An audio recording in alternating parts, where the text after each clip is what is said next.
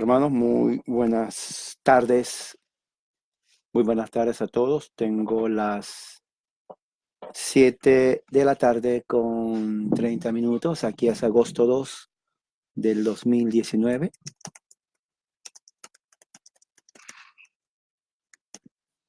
Hoy día es viernes, ah, agosto 2 del 2019. Ah, Aquí en el sur de California todavía son las 8, no, 7:30, 7:31. Mucho calor, la humedad está trayendo muchos mosquitos. Los zancudos están que quieren picar por todas partes los zancudos, pero ¿qué creen? Los zancudos no me van a vencer, los mosquitos no me van a vencer. Yo soy más poderoso que los mosquitos, así que no se preocupen, todo está bajo control. Muy bien, entonces hoy día tenemos un tema muy importante. El tema está de la confesión ah, de fe de Escocia, un tema muy importante, un capítulo que tiene que ver con el capítulo 24 de el magistrado civil.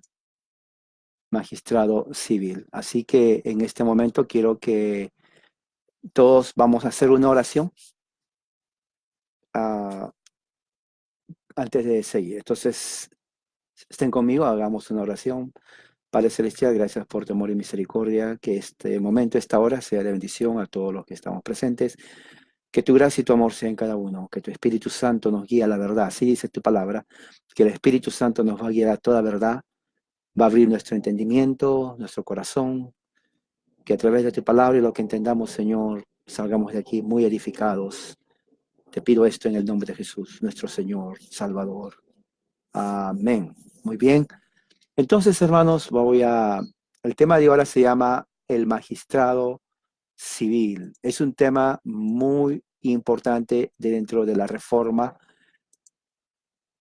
y presbiterianismo. Los amigos que son evangélicos o pentecostales o de cualquier otra secta o denominación, entonces generalmente ellos desconocen esto. Ellos no saben lo que es magistrado civil. Para ellos es como hablarle otro lenguaje.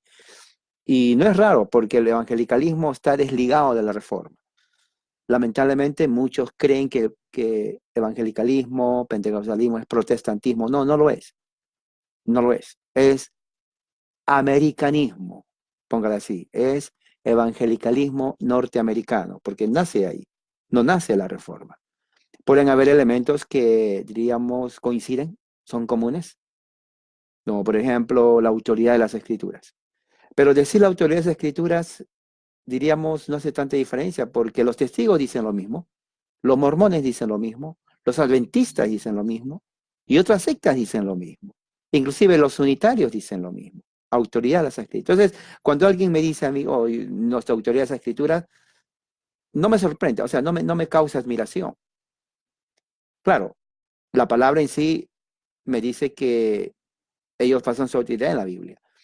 Pero ahí no queda todo, la cosa es cómo interpretan, qué hermenéutica usan. Por ejemplo, si es la verdad, entonces deberían de aceptar que Jesús es el Hijo de Dios y Dios mismo, lo cual lo rechazan. Entonces la autoridad no es la Escritura.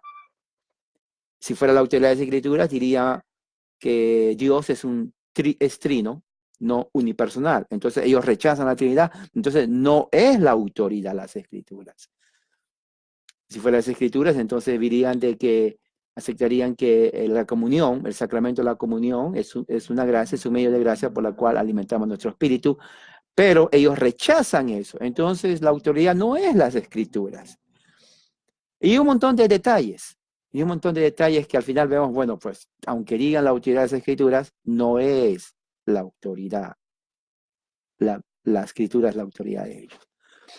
Entonces, hoy día vamos a ver un tema que se llama el magistrado civil. ¿Qué entendieron los, uh, los reformadores con esto de el magistrado civil? Y creo que aquí tengo algo muy importante para ustedes. Esto es, a ver, déjeme ver. No, esto no es. No, esto no, este es otro libro muy importante. Este libro es muy importante en cuanto a los que están interesados en ciencias políticas, en cuanto a los fundamentos de la libertad política en los Estados Unidos. Este libro es buenísimo. Tal vez un día que tenga el tema eso, voy a hablar, porque aquí habla exactamente de los principios fundamentales de las libertades políticas en los Estados Unidos. Pero hay un libro que quería. ¿Dónde está este libro? Tengo un momento, voy a ver si lo encuentro. ¿Dónde está este libro? Lo tengo. ¿Dónde está? Ah,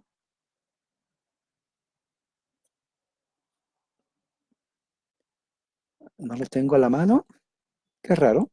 Lo tenía a la mano justamente para hablar. ¿Dónde está? Oh, aquí está. Creo que es este. Sí, aquí está. Lo encontré.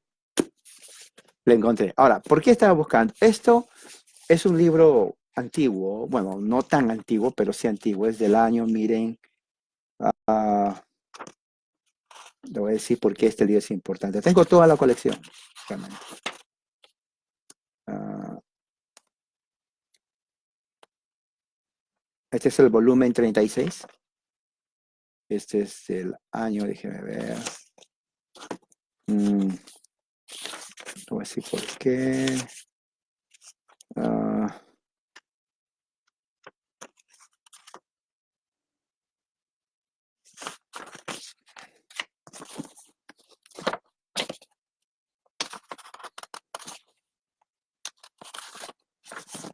bueno, este es el volumen 36 de los clásicos de la famosa Universidad Harvard en los Estados Unidos. ¿Ok? Mire, ahí dice. Si habla usted inglés, conoce y dice Harvard, Harvard Classics. O sea, tengo toda la colección. 1920. Bueno, 1920 son, estamos 2019, 99 años. 99 años, hermano. Y es buenísimo, ¿por qué? Porque tengo todos los volúmenes de esto. Este es el volumen 30. ¿Por qué este volumen es importante? Porque aquí está justamente una carta de Martín Lutero, tiene que ver, espérese, a ver, ¿dónde está Martín Lutero? Ok, aquí está. Aquí está la carta de Martín Lutero que tiene que ver con este tema, que le escribe a la majestad, al rey en la nación de Alemania, Martín Lutero. Esto se llama un discurso a los reyes, a los nobles de Alemania. Generalmente lo que está tratando aquí son dos propósitos. Uno, demostrar el peligro de la política católica romana a Europa y a Alemania. Y número dos, demostrar al mismo tiempo por qué el Evangelio es bueno, escuchen bien, para un imperio o una nación políticamente hablando y socialmente hablando. Ahora, esto es importantísimo. ¿Por qué? Porque lo que hoy la filosofía de hoy en contra del socialismo y comunismo parte generalmente de las personas que tienen ideas de la democracia, del libertarianismo. Entonces, si se dan cuenta aquí, esas ideas no parten del ateísmo, esas ideas parten del concepto de Dios. Cuando Dios está dentro del fundamento político, escuche bien, político de una nación, cuando las estructuras, las columnas de cualquier, diríamos, teoría política, es un curso que se enseña en la universidad, cuando los fundamentos de la teoría política es la creencia en Dios y la aplicación de sus mandatos, hay mucha probabilidad que esa nación va a prosperar y va a ser libre. En el año 1776, el 2 de julio, se proclama la independencia de los Estados Unidos y se declara en el Congreso el 4 de julio de 1776. Los fundadores de Estados Unidos leyeron a Juan Calvino, a Martín Lutero, a Agustín, entre otros. ¿Por qué leyeron a Martín Lutero?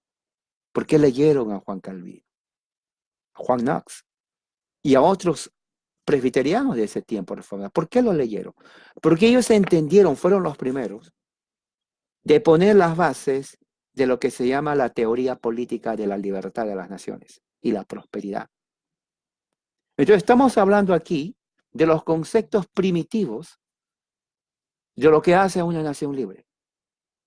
Y lo que hace una nación libre, próspera, social, política y económicamente, es Dios y sus leyes.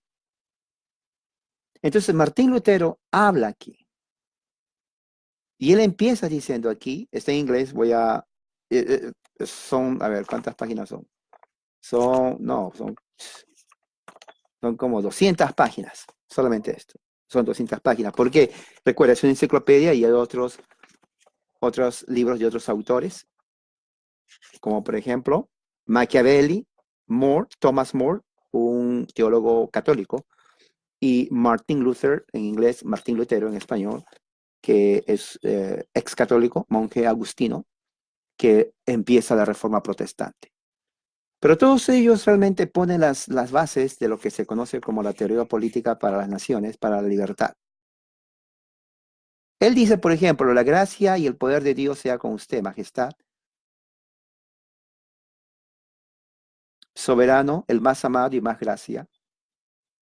No es de sola una arrogancia y perversidad que yo como un individuo, un hombre pobre, he decidido dirigirme a usted.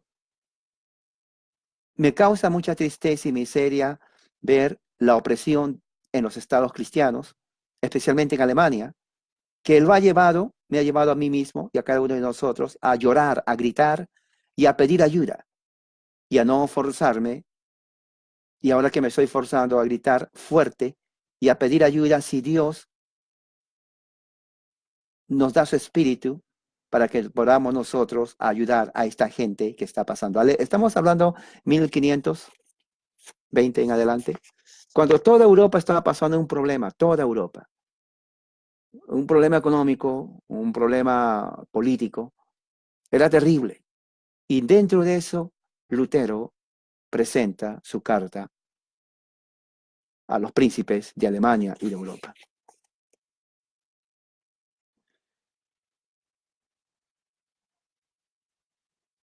Dice, la primera cosa que quiero hacer es considerar el asunto con mucho interés y cuidado, con mucha sabiduría, aun si el poder de todo el mundo fuera de nosotros, porque Dios no va a permitir que las buenas obras empiecen a decaer, porque tiene que y no va a permitir que creamos en nosotros mismos y sabiduría. ¿Por qué? Porque Él destruye al sabio. Es inútil, así como está escrito en el Salmo 23. Porque no hay rey que sea salvo por la multitud de sus ejércitos y el hombre poderoso no es libre por mucha fuerza. Y temo que esta es la razón por la cual, amados príncipes de Alemania, Federico y otros emperadores de Alemania, que tiempos pasados fueron oprimidos, fueron perseguidos por los papas, aunque ellos eran temidos por todo el mundo. Porque ellos confiaron más en ellos mismos que en Dios. Por lo tanto, ellos creían que no podían caer, pero realmente fue al contrario.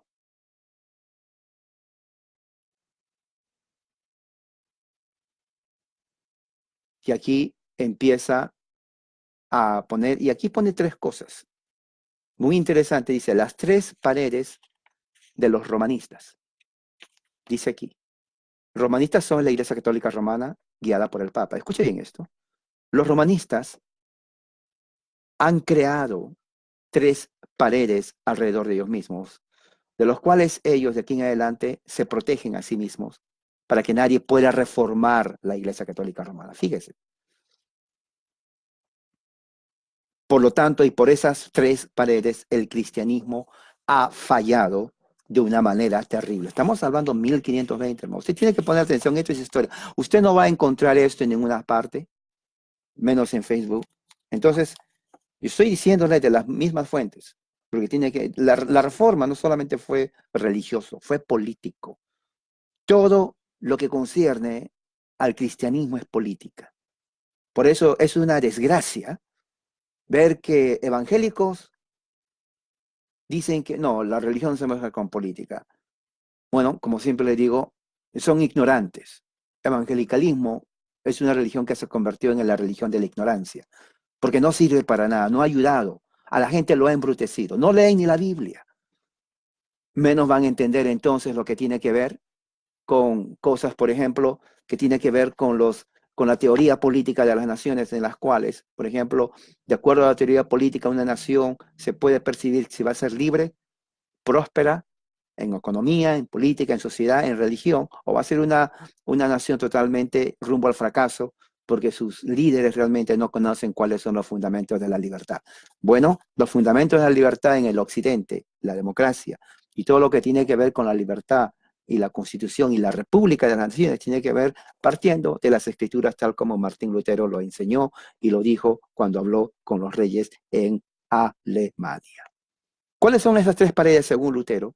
Esto es como introducción, que él dice que es el producto o la razón por la cual Europa en el siglo XVI y ha dado lugar a la reforma. Esto es muy importante, hermano, que usted sepa. Esto es historia que tiene que ver con la fe, porque nosotros somos los que somos reformados históricos, protestantes presbiterianos, eso nos ayuda a entender.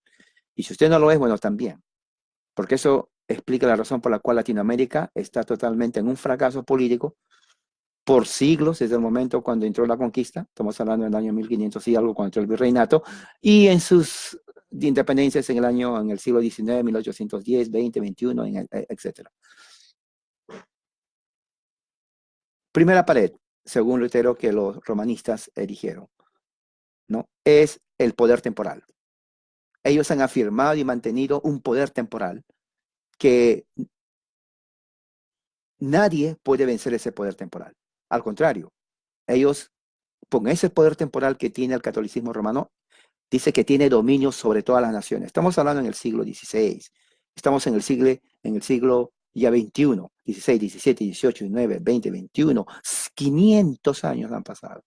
Y el catolicismo romano, aunque ya no es tan poderoso como antes, todavía tiene en muchos países, en la mayoría diríamos, especialmente en Latinoamérica, poder, diríamos, temporal, la religión oficial. Y el papado es un poder, es un imperio político. Más que religión, es un imperio político, poderosísimo, poderosísimo. ¿Ok? Eso nunca se olvide usted. El poder político está en el Vaticano. Segunda pared. Dice, ellos dicen en la segunda pared, nadie puede interpretar las escrituras sino el Papa.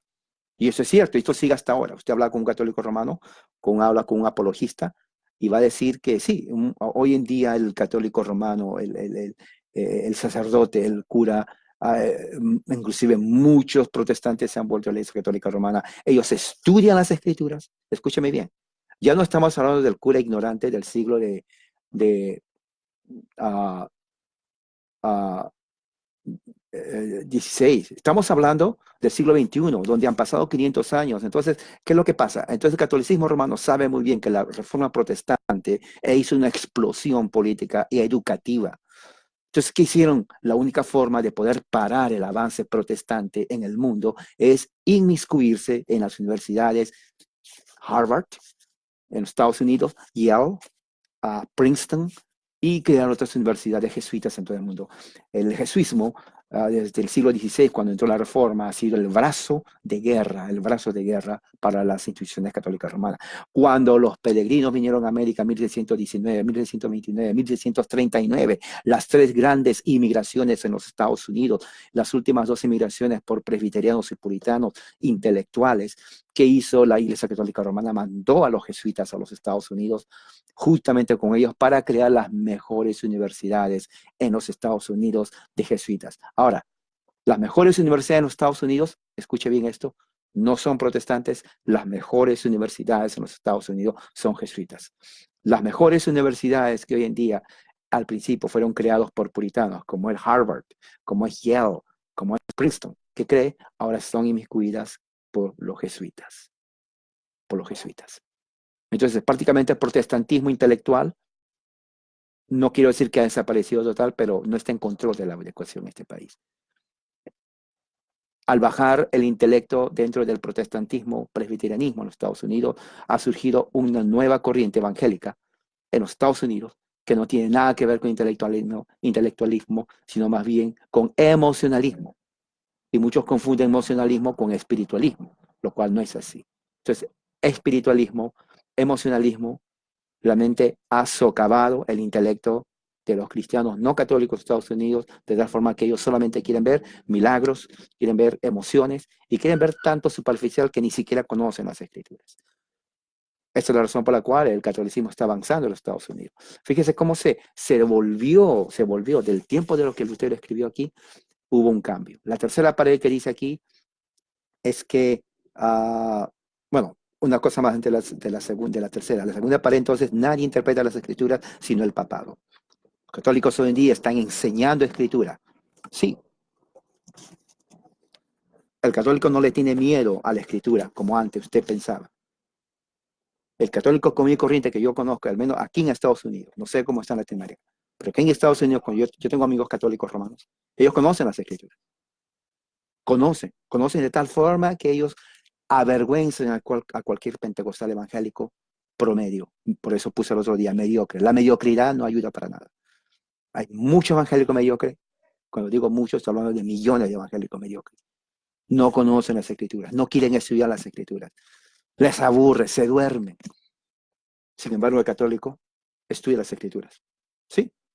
Y la mayoría se burla de ellos. Se dice, bueno, pero ¿cómo van a creer las escrituras si ellos hacen esto, esto, esto?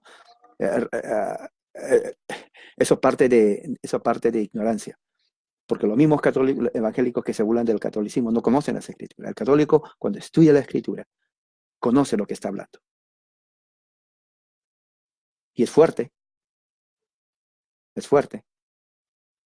Ya no es como antes. Debatir un católico y tienes que prepararte 10 veces más. Es la verdad. Debatir a un evangélico, nada, facilito. Hasta un testigo de Jehová principiante de un día vence a un evangélico. Esa es la verdad. Yo lo he visto. Entonces, en el tiempo de Lutero,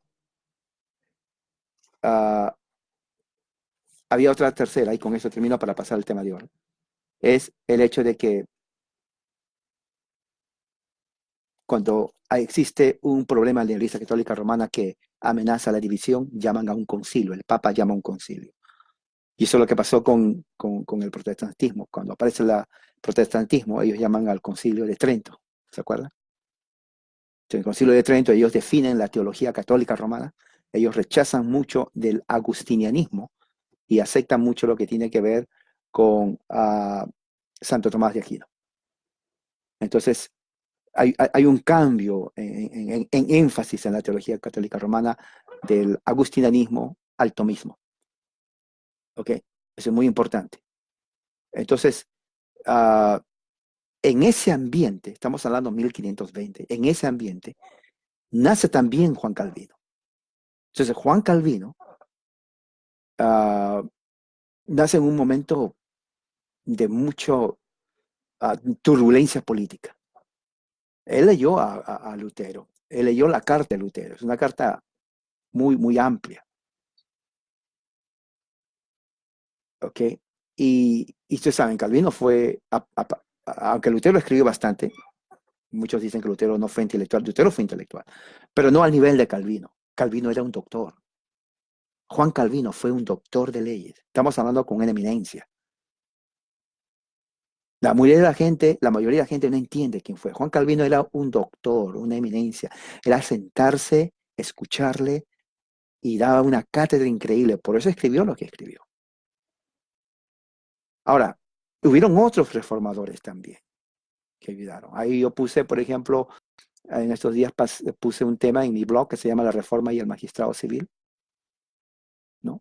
Y dentro de eso puse ah, las bases bíblicas en cuanto al magistrado civil y lo que otros reformadores escribieron. Pero vamos a ver lo que dice el tema de hoy en cuanto al magistrado civil de acuerdo a la confesión de fe. La confesión de fe de Escocia fue escrita en 1560 por Juan Knox y 4 de sus ayudantes que también se llamaban Juan. Durante ese periodo no fue rechazado fue aprobado por la Asamblea de Escocia, pero fue rechazado por la reina de Inglaterra porque era católica romana. Entonces, cuando muere ella, recién se afirma en el año 1567, o sea, pasaron 7 años. Pero la Asamblea de Escocia ya lo había aceptado en el año 1560. Entonces, dentro de todo eso, en 1560, Juan Knox ya había sido educado en las aulas bajo Juan Calvino en Ginebra. Entonces, así como él, hubieron muchos reformadores que pasaron por la escuela de pastores en Ginebra. Juan Knox, entonces, empapado con todas las ideas reformadas presbiterianas de ese entonces, porque no había otra congregación que se le enfrentara al catolicismo romano como los reformadores presbiterianos, esa es la verdad. Entonces vuelve a Escocia. Entonces, en el capítulo 24 de la confesión que la Asamblea General de Escocia le pide que haga, escribe esto referente al magistrado civil que refleja no solamente lo que está pasando en su tiempo, sino también refleja lo que tiene que ver con lo que, creían los reformadores. Y dice así, y voy a poner aquí, es un poco largo, pero voy a poner por párrafo para que ustedes me sigan. Ahí está. Dice esto. Confesamos y reconocemos que imperios, reinos, dominios y ciudades son designados y ordenados por Dios. Fíjese cómo empieza eso.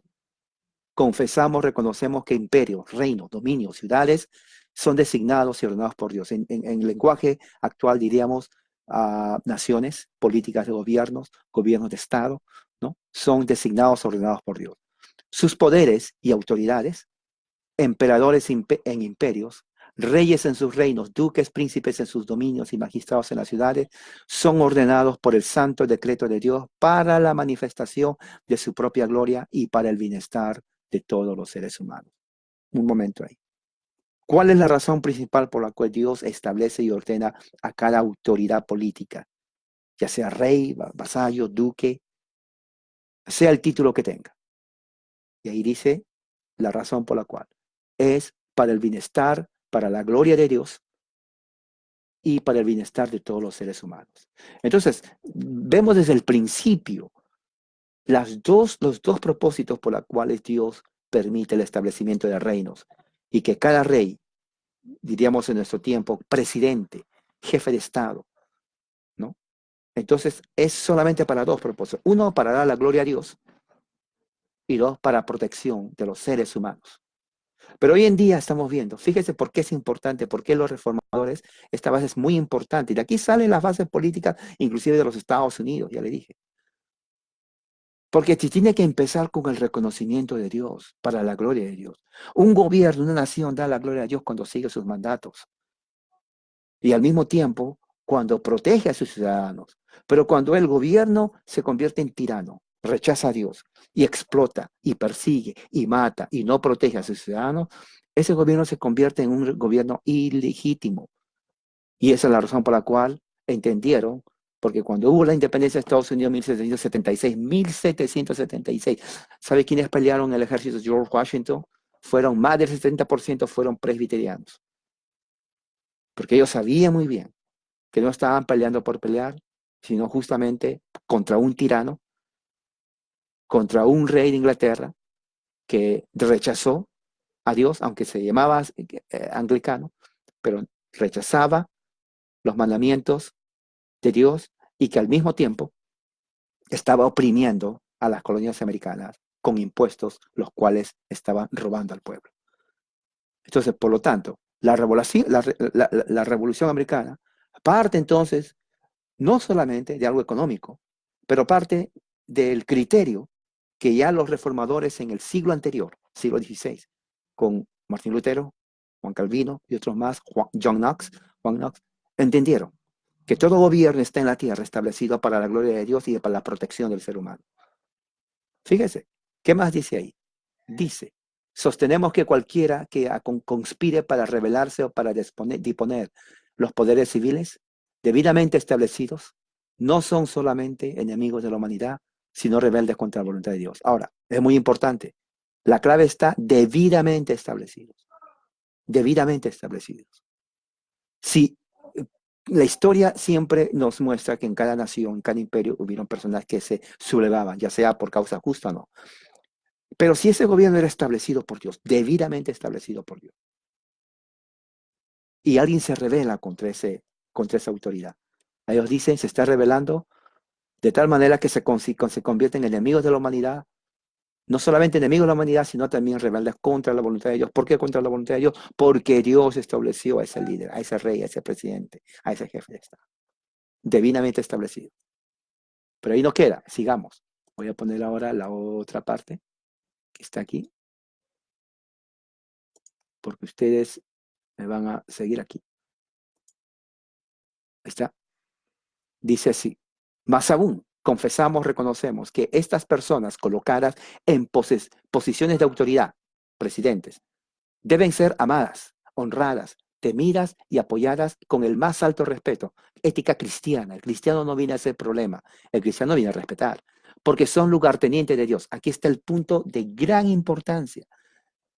Un presidente es el lugarteniente de Dios. ¿Usted sabe la responsabilidad de eso? A ver, ¿cómo le puedo? Ok, un jefe de banco. Un jefe de banco, pues tiene que ver con el aspecto financiero del banco, dinero de la gente. Y aunque diga, bueno, mi posición de importancia, bueno, sí de importancia, sí es de importancia, pero es importancia porque la gente depende de él. Si esta persona es un corrupto y pierde y se roba el dinero de la gente, ha violado, ha violado su juramento, ha violado la confianza en Dios, ha violado a su propio pueblo. Entonces, cuando un presidente es puesto como lugarteniente de Dios, entonces Dios le está diciendo, mira, tú eres presidente, tú eres jefe de Estado, pero no para gloriarte, es para que número uno me des la gloria a mí y número dos, mira cuántos millones de gente depende de tu gobierno. Cada decisión política que haces debe ser de acuerdo al beneficio de tu pueblo y para la honra de mi nombre. Pero si tú robas a tu pueblo, si tú oprimes a tu pueblo, tú blasfemas mi nombre, te rebelas contra mi ley, ya no eres legítimo gobernante. Eres un tirano y necesitas ser derrocado. ¿Entiende el principio entonces por qué la Revolución Americana tuvo que derrocar, tuvo que pelear contra el rey de Inglaterra? Entonces, el cristiano no es para pelear si no respeta al gobierno legítimo, pero si el gobierno legítimo se convierte en tirano, entonces no tiene nuestro apoyo. Esa es la mentalidad reformada. No tiene nuestro apoyo, sino al contrario. Tiene que ser expulsado porque ha violado su compromiso con Dios y al mismo tiempo se ha convertido en un opresor y tirano contra el pueblo. ¿Qué más dice? Y dice, Dios mismo se siente y juzga cuando ellos están juzgando. Ellos son los jueces y príncipes a quienes Dios ha dado la espada para la alabanza y defensa de quienes hacen bien y el castigo de quienes hacen mal abiertamente. Oh, mire, Dios les dio a ellos la autoridad de castigar al malo y defender al bueno. Ahora, piense hoy en día, siglo XXI, la mayoría de los presidentes castigan al bueno, protegen y promueven la maldad. Y al mismo tiempo se rebelan contra Dios y su ley por pasar leyes, la que está hoy en día abundando por toda la gran mayoría de en Latinoamérica y en otros países, de dignatarios, presidentes, líderes, la agenda homosexual y el aborto abiertamente, sin límite, al punto de infanticidio. Eso viola la ley de Dios.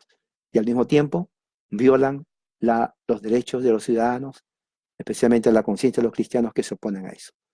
Hay una tiranía en base al poder que tiene. Esa gente que hace eso, aunque estén en lugares de autoridad, entonces son presidentes que se han convertido, su oficio lo han violado el juramento de proteger y de honrar a Dios, y son ilegítimos, no merecen nuestro apoyo. Absolutamente no. Este es el principio que ha llevado a las revoluciones americanas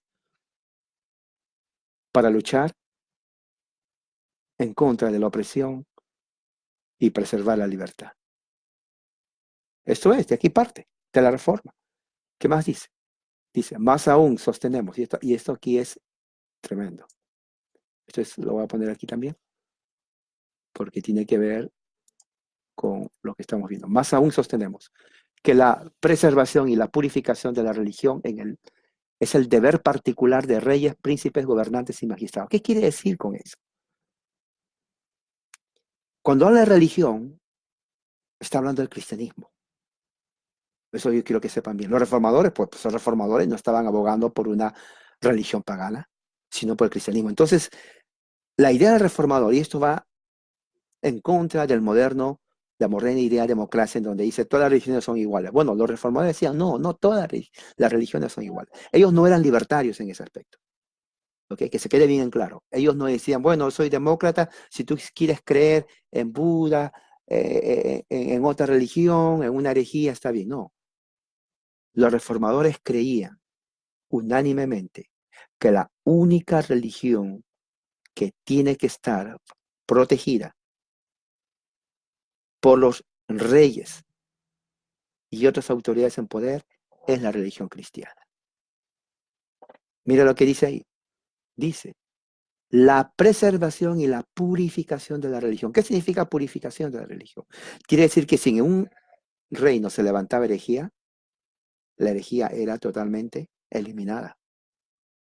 Los herejes eran totalmente eliminados. Eso explica por qué en ese siglo de la Reforma, muchos herejes eran perseguidos, eran quemados o llevados a la horca. Y eso existía y se aplicaba tanto cuando el católico estaba en poder y cuando estaba también el protestantismo. En el caso de Juan Calvino. Todo hereje tenía que ser expulsado de la tierra. Ahora, hoy en día, en lenguaje moderno, democrático, decía, pero eso es en contra de la libertad de religión, en contra de la libertad de expresión, es en contra de la conciencia de cada uno. Nosotros somos libertarios y cada uno tiene el derecho de adorar si quiere a Satanás, a quien sea, con tal que no le haga a nadie. Y bueno, esa es la idea de ellos, pero no la idea de los reformadores. No la idea de los reformadores que se basaban en las escrituras donde dice la Biblia, Dios es un Dios celoso y no comparte su gloria con nadie. Ese principio no está limitado solamente a la iglesia. Ese principio se aplica en la sociedad. Si Dios es el único y Él no comparte su gloria con nadie, ¿por qué entonces el gobernante va a tener que aceptar otra religión que va en contra de la religión verdadera y de la religión pura? Él no tiene ningún derecho de dar libertad a todos, aun cuando vayan en contra de la religión verdadera. Así pensaban los reformadores. Ojalá que usted me esté entendiendo. Para entender, vayamos entonces a ese tiempo. Si eso se pondría en práctica ahora, la ideología del marxismo, la ideología, por ejemplo, de la LGTB, del aborto, serían expulsados inmediatamente. Porque ellos lo verían como un aspecto que parte de un fundamento religioso, que es la no creencia en Dios, la creencia humanista, que es una religión humana. ¿Qué más dice ahí? Ellos no solo son elegidos para el gobierno civil, sino también para mantener la religión verdadera, suprimir la idolatría y la superstición. Eso Eso yo quiero que ustedes sepan, lo voy a poner aquí. Ellos no solamente son elegidos para mantener la religión verdadera y suprimir la idolatría, sino también suprimir la idolatría y la religión. Hoy en día esto se va a rechazar.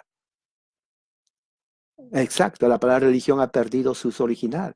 Claro, hoy en día el evangelicalismo y muchas sectas dicen, no, religión, no, Cristo me salva. Ya puse eso ayer. Cristo se salva en el contexto de iglesia local, no porque eres llanero solitario, no porque digas, oh, yo no sigo religión. Bueno, cristianismo es religión, porque religión es relación.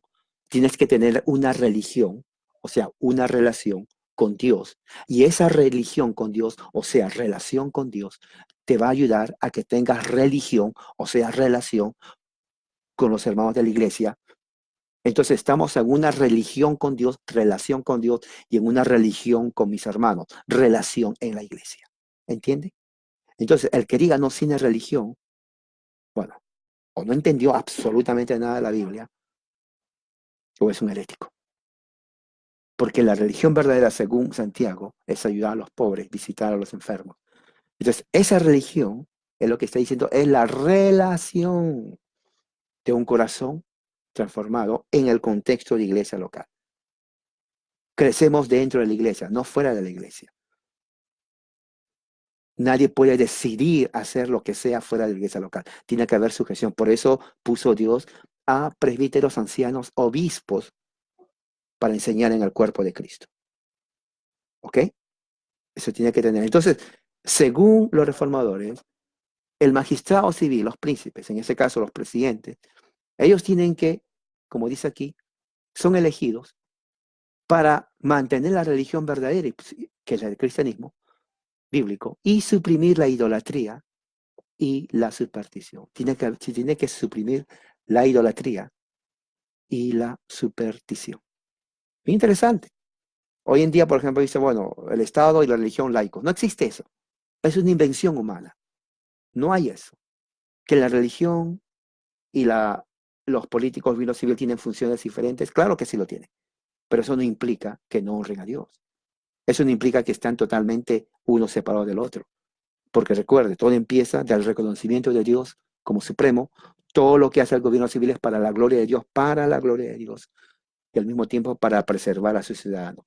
La idea es que los ciudadanos del imperio puedan conocer la verdadera religión, cristianismo, partiendo de las escrituras, a través de sus obispos, a través de los presbíteros, a través de los ancianos. Esto es impensable en una situación como hoy, porque muchos cristianos han creído la idea, oh, la religión es separada de la política. Bueno, depende de qué política estás hablando. La verdadera política no puede estar separada de Dios, porque Dios creó la política en el momento que Dios puso a Adán y a Eva en el Edén. ¿Cuál fue la política de Dios en ese momento? Bueno, es fácil. Si usted va a Génesis, usted va a ver cuál fue la política de Dios en ese momento. Primeramente, la política de Dios empieza con preparar todo el escenario para el hombre y la mujer. Y la política empieza el versículo 1, cuando dice en el principio creó Dios los cielos y la tierra. Eso es política, porque tiene que ver con organización. La tierra estaba caos, no tenía orden, tinieblas. El Espíritu de Dios incubaba sobre la superficie de las aguas. Eso es hacer política. Entonces dijo Dios, sea la luz, fue la luz. Política. Está creando el ambiente. 6, dijo Dios, hay una expansión en medio de las aguas. Todo eso lo hizo Dios. Luego dice el 20, llénese las aguas de multitud de criaturas vivientes, haya aves que vuelen sobre la tierra en abierta expansión de los cielos. Eso es política. 24, produzca la tierra seres vivientes, según su especie, ganado, reptiles, bestias de la tierra, según su especie, y así fue. Eso es política. Orden, organización. Y al final dice 26, entonces ya hagamos al ser humano según nuestra imagen, conforme a nuestra semejanza. Dios creando todo. Política significa orden de gobierno.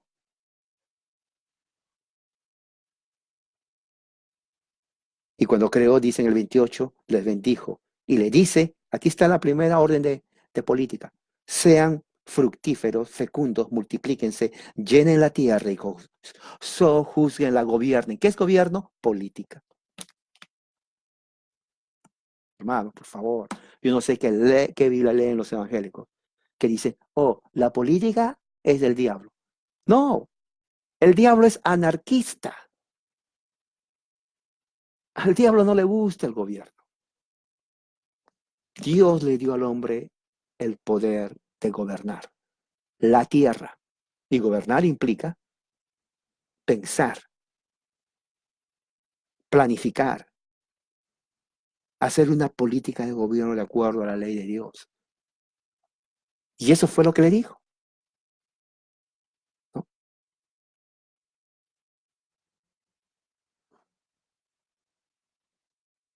Eso fue cuando Dios le dice a Adán, 29. He aquí les he dado toda hierba que produce semilla para ser sembrada sobre la superficie de toda la tierra. El reino del hombre. Todo árbol frutal, árbol cuya semilla se siembre, le servirá de alimento. En cuanto a toda bestia del campo, toda ave, todo lo que se arrastra sobre la tierra que tenga alma viviente, nefesh, alma viviente. Los animales son alma viviente. Toda hierba le servirá. Dios le está dando todo eso.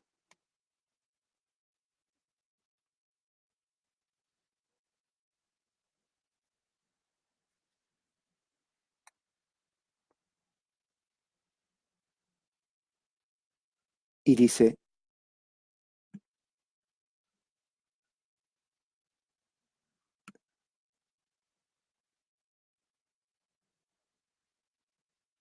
en el capítulo 2 de Génesis,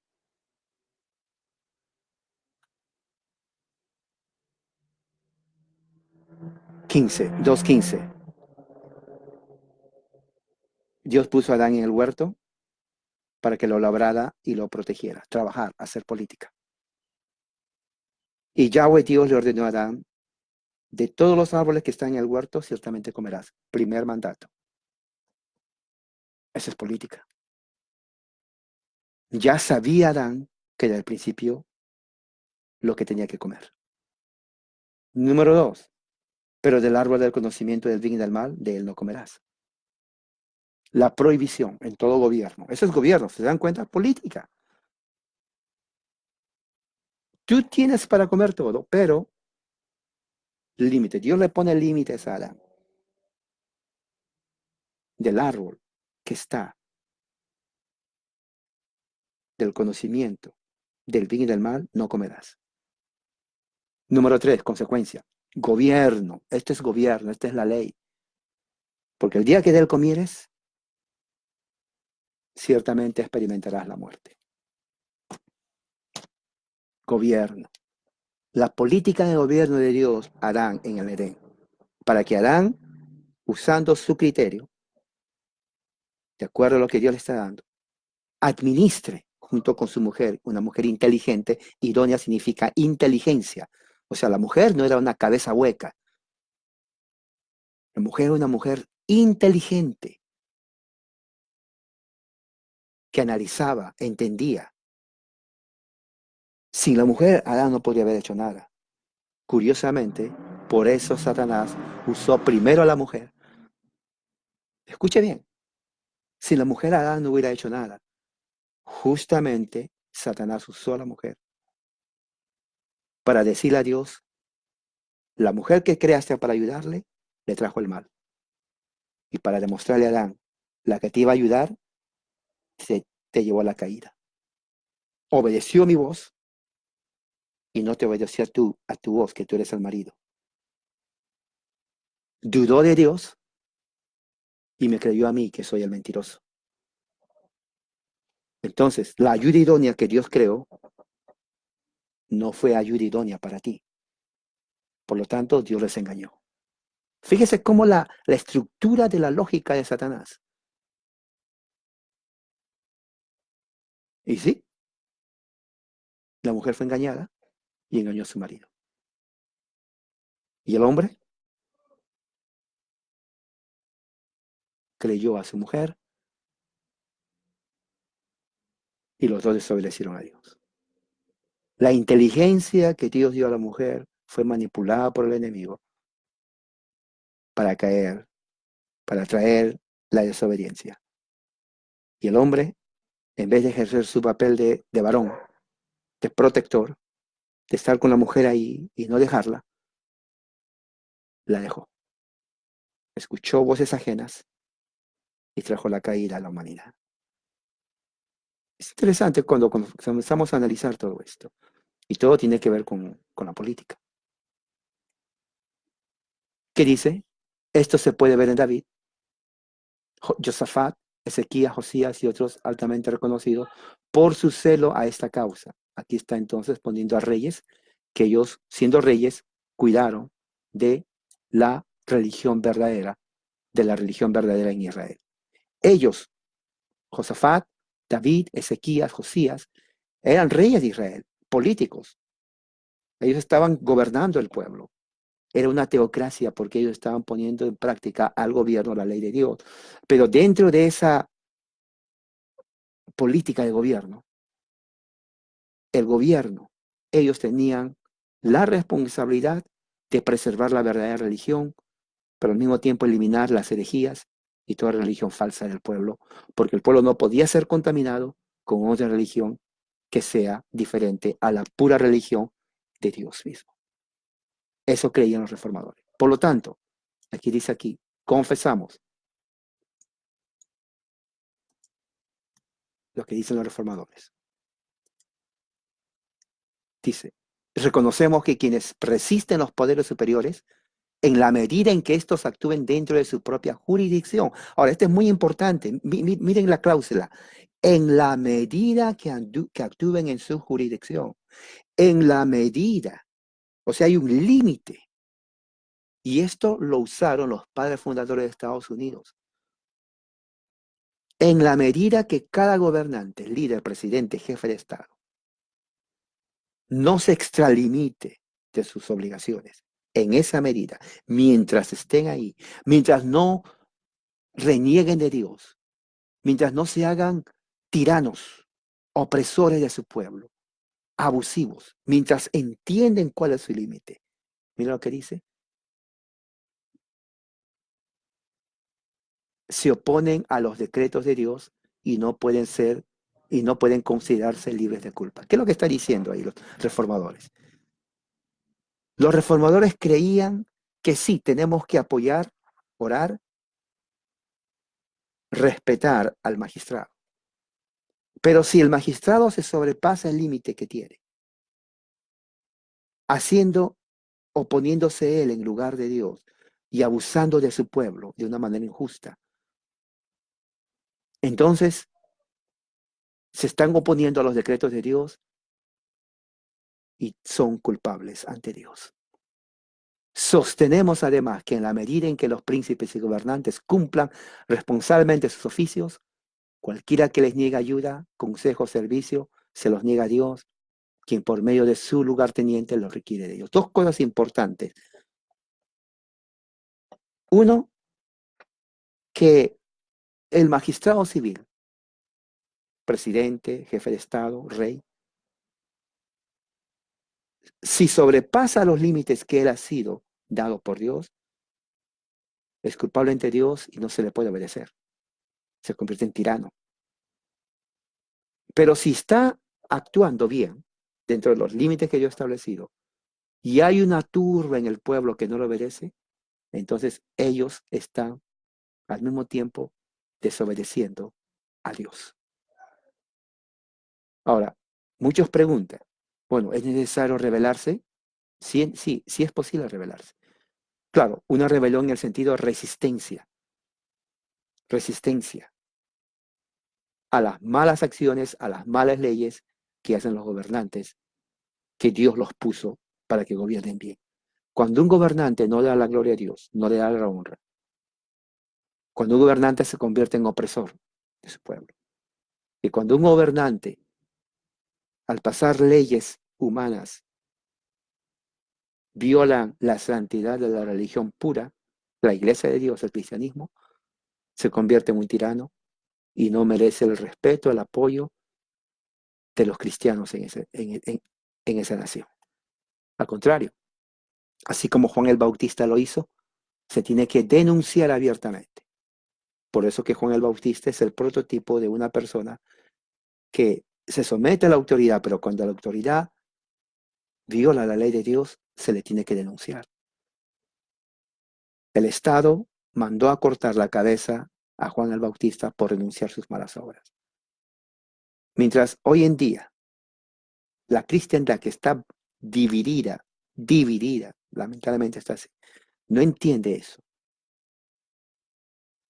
Entonces los tiranos van a existir. Hay muchos otros textos que uno puede ver. Por ejemplo, vamos a Segunda de Crónicas 34, 35. Segunda de Crónicas 34, 35. Segunda 34, 35. En realidad son todo el capítulo 34, todo el capítulo 35, que está hablando. Dice Josías, reforma de Josías, dice la palabra de Dios, a los 8 años, capítulo 34, segunda de Crónicas, verso 3, a los 8 años de su reinado, siendo un muchacho, comenzó a buscar al Dios de David, su padre, y a los 12 años comenzó a limpiar a Judá y a Jerusalén de los lugares altos, imágenes de acera, esculturas, imágenes fundidas. Esa es una reforma, muchos dicen religiosa. Sí, pero es política. Es religión política, es una reforma política. ¿Por qué? Porque cuando se limpia a una nación de la religión falsa, eso afecta a la política, ¿o no? ¿O usted cree que el religioso es solamente alguien que se golpea el pecho en la pared de su casa y nada más? La verdadera religión trae reformas, porque cuando se limpia la religión falsa, la iniquidad, y la religión falsa no solamente tiene que ver con doctrina, sino también con ideologías, comunismo, marxismo, ideología del género, aborto, estatismo, todo aquello que realmente oprime y viola la ley de Dios. O el cristiano tiene que denunciarlo.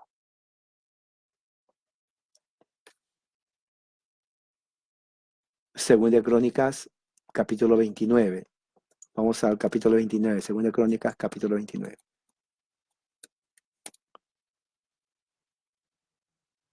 ¿Qué dice Segunda de Crónicas, capítulo 29? Dice Ezequías, versículo 3. 29:3. En el primer año de su reinado, en el mes primero, abrió las puertas de la casa de Jehová y las reparó. Ok. Reparar, ¿qué significa? Lo reformó. Ezequiel está siendo como rey político, es una decisión que da la gloria a Dios y trajo como consecuencia también cambios políticos. Segunda de Crónicas, capítulo 17. Eso lo pueden leer en su casa, todo el capítulo, solamente para darle. Segunda de Crónicas 17.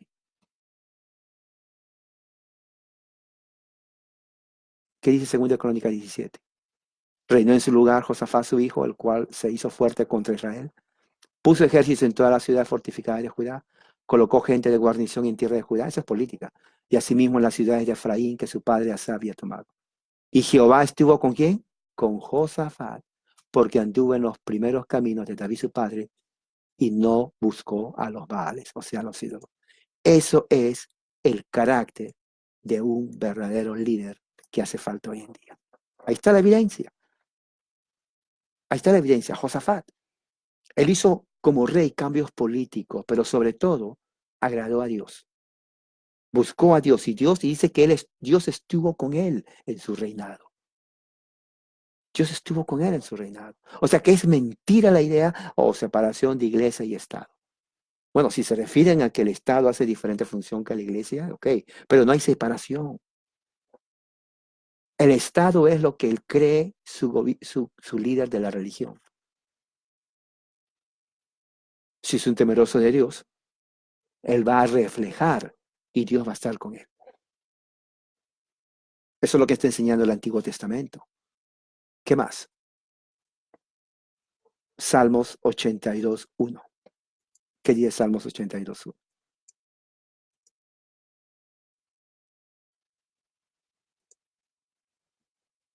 Salmos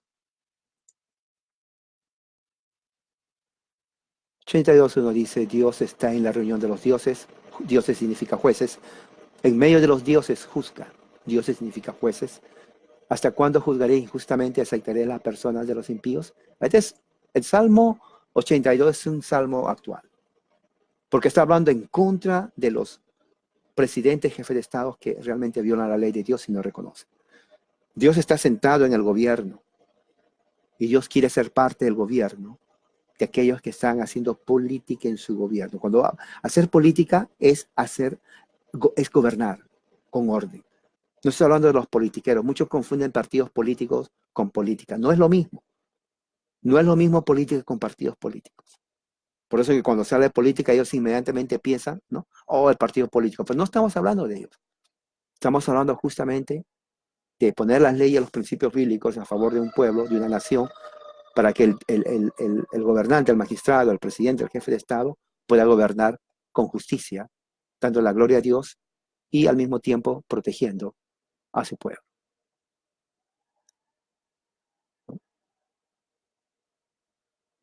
Entonces estamos viendo cómo entonces, para resumir, pero antes de eso quiero leer lo que decía Juan Calvino en cuanto al gobierno civil en base a lo que estamos estudiando.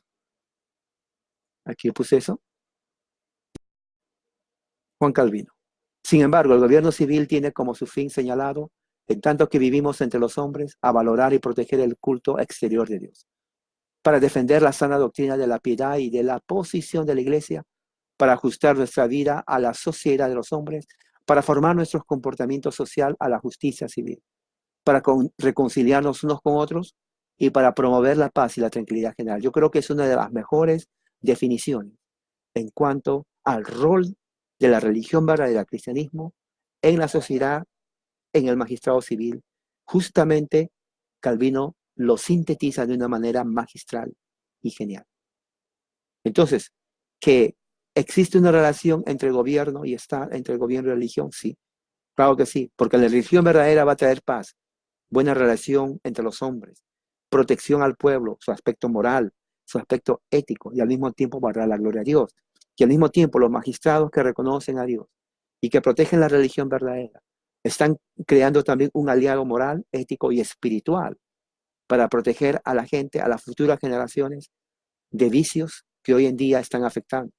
La razón por la cual la ideología del género avanza, la razón por la cual el aborto avanza, la razón por la cual ideologías como el marxismo, socialismo, comunismo lleva a muerte y otras cosas más, es justamente porque los líderes son ignorantes, no saben cómo gobernar, no tienen ni idea cómo gobernar a su pueblo y traen cada día más opresión, muerte, tiranía, represión, infelicidad, desgracia a los pueblos.